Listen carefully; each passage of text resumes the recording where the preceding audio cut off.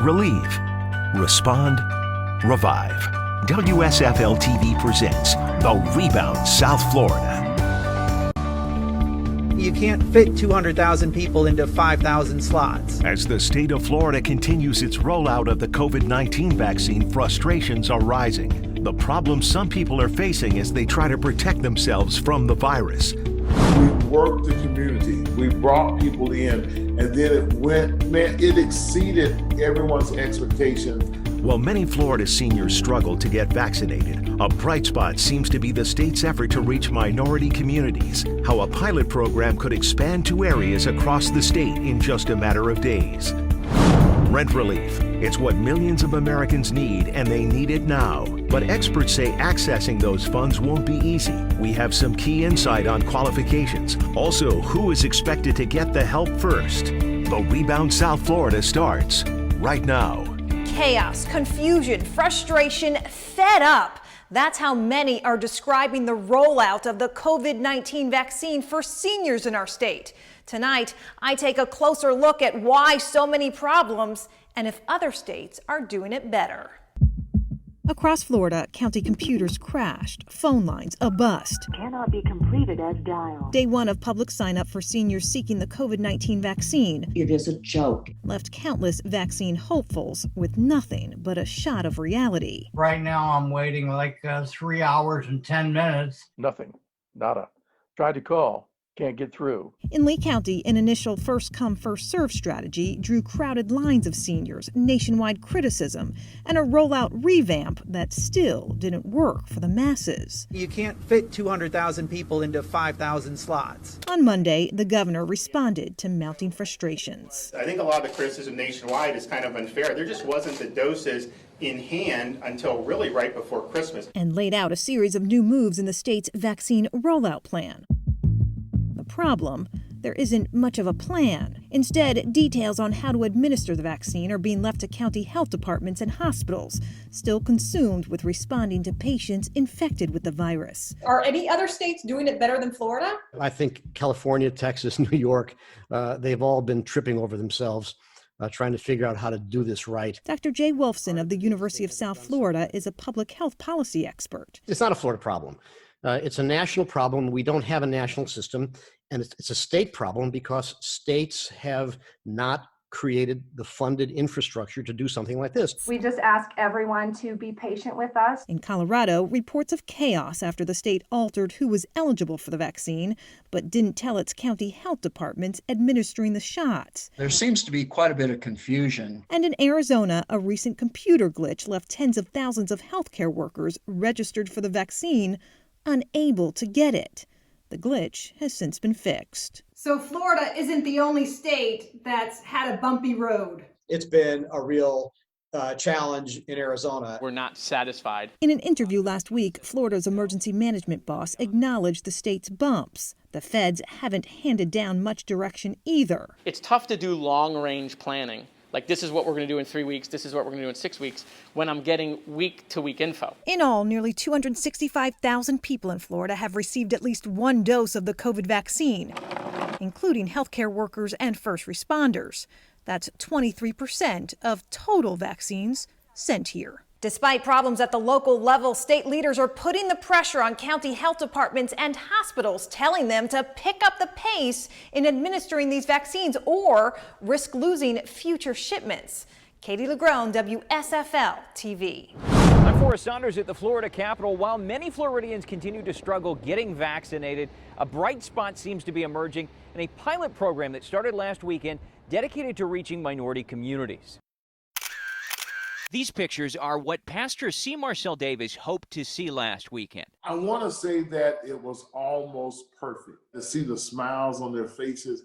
Oh, you can take me today? Yeah, come on. His Pensacola church, in partnership with local and state officials, helping create the first vaccination zone dedicated to underserved and minority communities. We worked the community. We brought people in, and then it exceeded everyone's expectations. The pilot program inoculating its target of 500 in one day, then going further, helping more than 80 others. That's despite research showing people of color are less trusting of the shot's safety. They had laid down their fears, their suspicion, They had laid down their anxieties about it, and they recognize that, hey, we've got to do our part to help combat this disease. This is exactly what state officials wanted to hear. Florida Emergency Management helped spearhead the effort to not only reach minorities, but bolster immunization confidence. I think going to the pastors, going to churches, going to people they trust, going to validators, hearing from those folks, I think that'll help some of that apprehension. Director Jared Moskowitz says success in Pensacola means more of these sites will soon pop up across the state. Officials say to expect them in the coming days. They'll be closed using a voucher system to reserve shots for only those seniors living in underserved areas. We focused very heavily here to make sure testing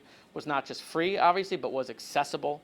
And we want to make sure the vaccine is as accessible as it is in any community, whether rural or urban, rich or poor. Pastor Davis feels his community is now getting the attention it needs, becoming a blueprint for many others in the future. In our community, there is still hope.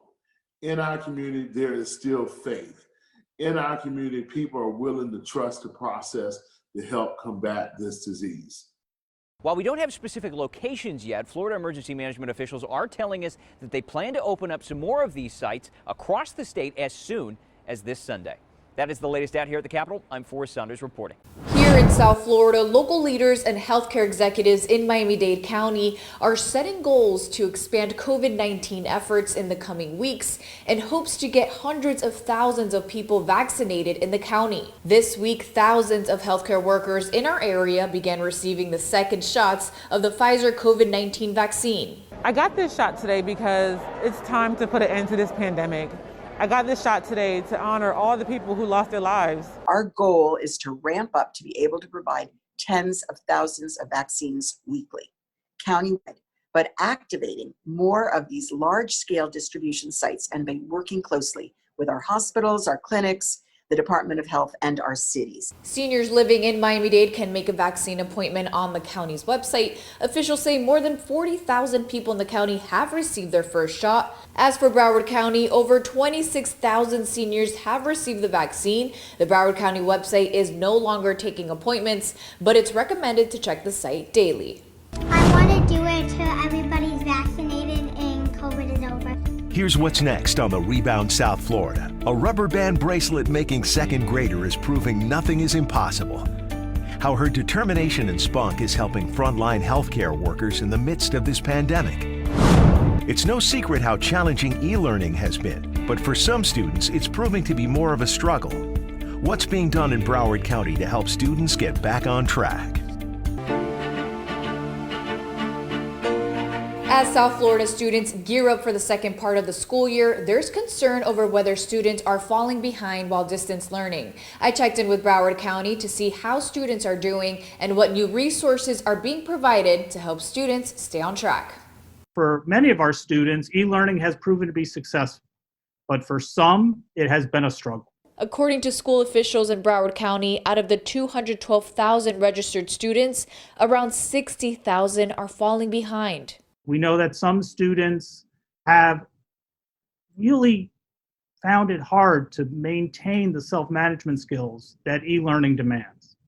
If your child is one of those, come back. A recommendation some parents struggle with. I cried on Monday when I dropped him off because I didn't know if I was doing the right thing. Emily McCrader agonized over the decision of taking her son Daniel back to school, but she felt it was necessary, so she took him a week before the upcoming semester. So what resources are available to students who are not going back to the classroom? Guy Barmoha, Director of Secondary Learning for Broward County Public Schools, says they are providing several tutoring options like third-party vendors, Saga Education, and Ask Bria, which stands for Broward Remote Instructional Assistance. Melissa, if you were a student who needed math help for the second semester of the year, you may be assigned to me as your tutor, and you'd have direct access to say, I need math tutoring today. Guy, can you please help me tonight from 5 to 6? And we'd set up a time for me to come in, virtually help you through our Teams application. As for Emily and her son, she says they're both happy about their decision on going back to school in person. I mean, his first day back, he was like, oh, this was so great. I got to see everybody. Everybody said hello to me. And he immediately was sort of like the Daniel pre-COVID.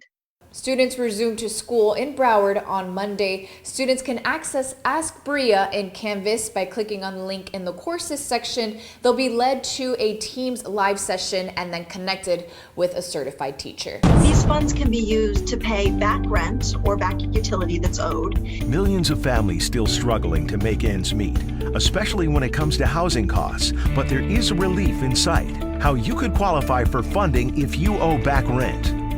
Getting through this with stories to help get back on track as we rebound in South Florida.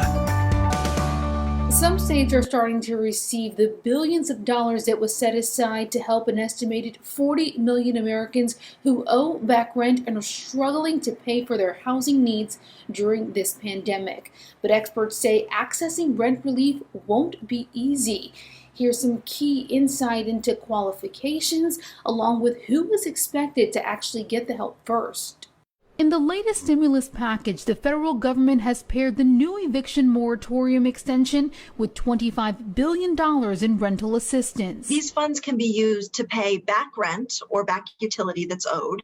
It can also assist with forward rent and forward utility payments. Diane Yantel is with the National Low Income Housing Coalition, which advocated for this kind of funding, but explains the new rental assistance comes with very specific qualifications for renters in need. They have to be at 80% or below area median income, and localities are required to have a preference for people who are at 50% or below area median income. In addition to income qualifications, renters also have to prove a risk of becoming homeless without assistance and have to actively search for a rental assistance program in their area, which could vary widely depending on your state. Early on in the pandemic, there were some funds made available to states and localities to create emergency rental assistance programs. So we've been tracking those programs. At last count, there were about 520 of them across the country. About 30% of those programs have already shut down because the resources have been depleted. Renters in states and localities where there are existing rental assistance programs still in place, they will have access to the rent relief first, while those in parts of California, Alabama, Georgia, West Virginia, and Tennessee, where programs have closed or never existed, they will have to wait until a new program is created. So on our website at nlihc.org, we have a map and a database of all the emergency rental assistance programs that exist now. We'll continue to track those, so that might be a good place for viewers to look. They can also call 211. It's unclear how quickly the $25 billion will run out, but most organizations like Yantel's are almost sure it's not enough, estimating more like $100 billion could be what is needed to get all struggling renters through this pandemic. I'm Alicia Nieves reporting. As part of our commitment to helping South Florida rebound, we want to make sure you know what jobs are available in the area. So who's hiring?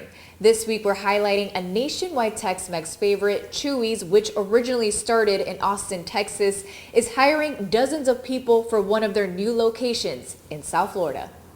You want to be coming in at 4, check all the stations, make sure they're ready to go. Chuy's in Pembroke Pines is looking for over 80 employees to join their team. Servers, cocktail bartenders, bussers, janitorial, line cooks, sauce people, prep people, anything that you can think of that you've seen in a restaurant, we need.